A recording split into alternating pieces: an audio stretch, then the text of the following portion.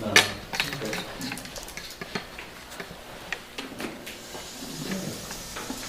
That's one last one for me.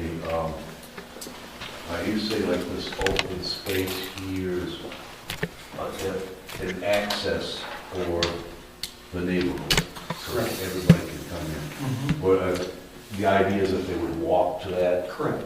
Okay. I was wondering somebody, well, I want to drive to it, what they would do. Well, they could drive to it, you know, if, let's say you had an older person that can't walk to it, they could drive to it, you know, maybe park there or something. It's kind of flat now. You know, we don't do that. And then probably over here, you know, we'll create some kind of parking area, because you got the baseball diamond and that. You know, if somebody's over here and they've got children, they may not want to walk over here, they're going to drive to it, right, and use it. So, yeah, I don't think, but I don't want to create a big parking facility. It's kind of all natural, I want to keep it as natural as possible.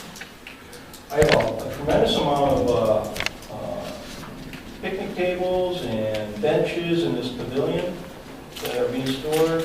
Once this is put together, we'll put those throughout in the trail system. Is this trail system over here, is it just going to be for the people in the park, and Yeah. is any other people are not going to be allowed to? It's property that's dedicated just for this for here. If they want, you know, I'll let the owners decide that. If the neighbors want to walk it and it's not a big deal, I don't think it's an issue. We don't want to open it up to the public. If you open it up to the public, I think you create other issues. Now, do I have to deal with handicap accessibility and things like that? I don't want to be involved in that. But as far as a gentleman agreement, I don't think anyone's going to have a problem, you know, someone walking along. They do it now. I'm not throwing them out of it. What's this little strip here? You know, the church camp, unfortunately, they own all of this here, all right? And they ended up, when they started getting money from, they started selling off. There's a few houses here. Why they left a 30-foot access or 38-foot access, I have no idea. You know, it was not, but that's on 82. Oh, it's the main two right here. That's correct. So it's useless, really. There's no way I can, unless I buy the neighborhood property. But they do, in case something will close them off here, that would allow them to get out. But you could never get a permit for a 38-foot, Well, you know, yeah. but back when this whole. Right, maybe that's what they were thinking. Who knows? I mean, Yeah, the regulations weren't there then, yeah, right. you know, back, I don't know when this property was sold as it is now. Well, it was, I can tell you a little history on that. It was sold to Calvary Baptist Church out of Grand Rapids in '70. It was leased to the Boy Scouts all the way up until 1969, pre-World War II. Oh, So consumers owned all of this property for many, many, many years. back in, Goes back into around late 1800s, 1900.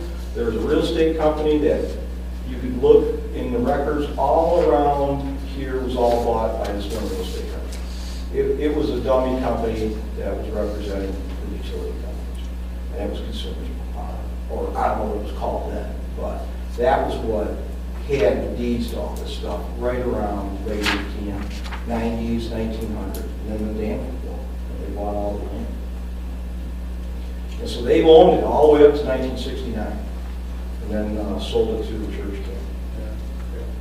well, you know, if you go back that far, 38 foot was pretty wide trail then. Yeah. But I do have I have some history. The Boy Scouts approached me. Actually, one of the history buffs goes to the same church that I go to, is really into the Boy Scouts, and he started showing me some really old records. And this was the Boy Scouts. It was pretty cool to see some of that. And the old lodge that sits, the old lodge sits on lot 14 and 15. You see that little dotted line? That's the old lodge. That's the original lodge when it was a Boy Scout camp. So that thing is probably pushing 100 years old. And you know, I'm saying pre-World War II, so it's probably at least 70 years. And it looks at too, just like this. So all of that will be demoed out of there. The other thing that whatever I can't donate to the church or to the township in buildings, I'm gonna give the fire department first option. So we'll let them do, we'll donate them if they wanna do a training for all our volunteers. And then, once they're done, if they wanna, they burn them, to train all their guys, then we'll get rid of the material. I got some nice little cabins over there. There is, but what do you do with them?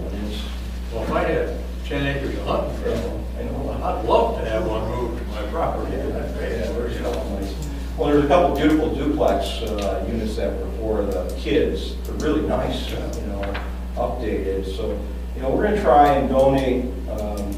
We'll eventually have an auction on some stuff, but mostly we're gonna try and donate to nonprofits. First I gave Morgan first option for the cabins and the slide. There's a huge slide. If any of you remember about 20 years ago on 28th Street over by where Art Van is, there used to be. Yeah, remember that? Yeah.